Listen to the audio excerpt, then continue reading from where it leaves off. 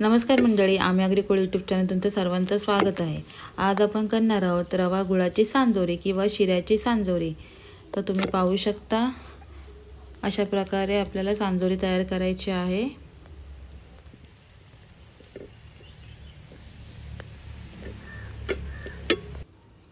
चुलीवर एक कढई ठेवलेली आहे, त्यामध्ये 1 वाटी रवा टाकून घेऊया आणि रवा चांगला 2 मिनिटं भाजून घ्यायचा आहे।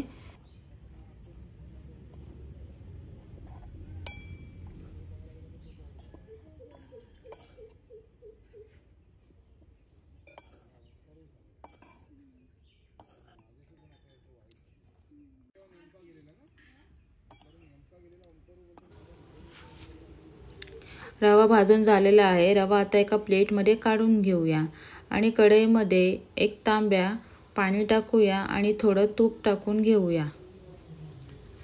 तूप टाकून झाल्यानंतर 1 वाटी गूळ घेऊया आणि या पाण्यामध्ये टाकून सर्व मिश्रण एकत्र करून घेऊया।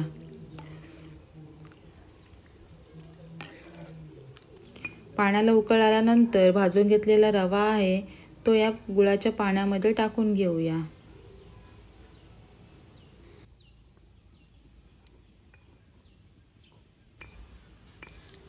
भाजून घेतलेला रवा गुळाच्या पाण्यामध्ये टाकून झाल्यानंतर सर्व बाजूने ते एकत्र करून घ्यायचा आहे, जेणेकरून रवा आहे तो सर्व बाजूने शिजला जाईल।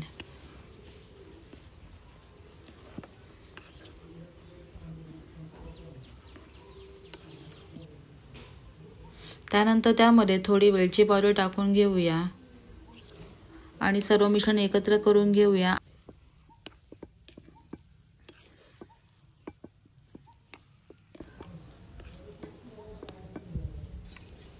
चुलीची जरा विस्तव ते कमी करूया, जेणेकरून रवा खालून भाजला जाणार नाही। 2 मिनिटं रवा शिजून द्यायचा आहे। एक भांडं घेतलेलं आहे, त्यामध्ये गहूचं पीठ टाकून घेऊया आणि थोडं चवीनुसार मीठ टाकूया।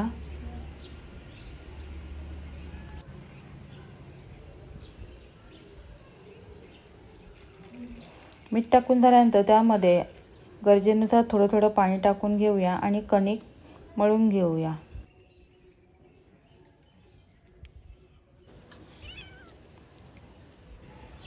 पीठ मळून झाल्यानंतर त्यामध्ये थोडं गरम तूप आहे ते टाकून घेऊया।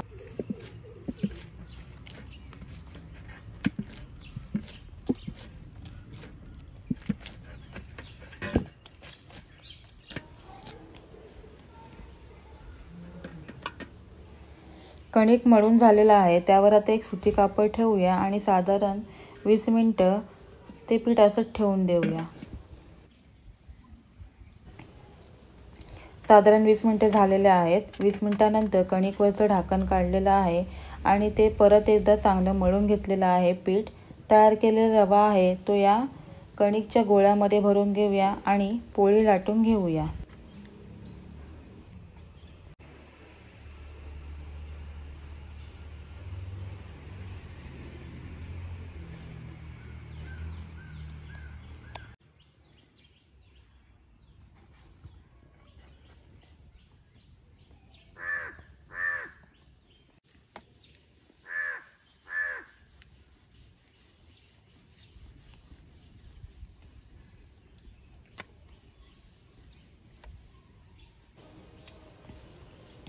पोळी लाटून झालेली आहे। चुलीवर एक तवा ठेवलेला आहे, त्यामध्ये तयार केलेली पोळी आहे ती या तव्यामध्ये टाकून भाजून घेऊया।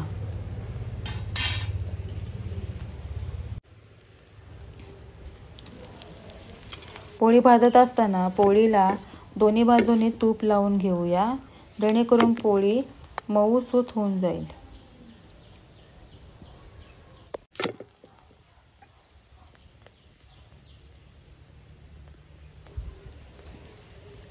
तयार आहे आपली रवा गुळाची सांजोरी। रेसिपी आवडल्यास लाईक करा, शेअर करा आणि चॅनलवर नवीन असणार तर सबस्क्राईब करायला विसरू नका। थँक्यू।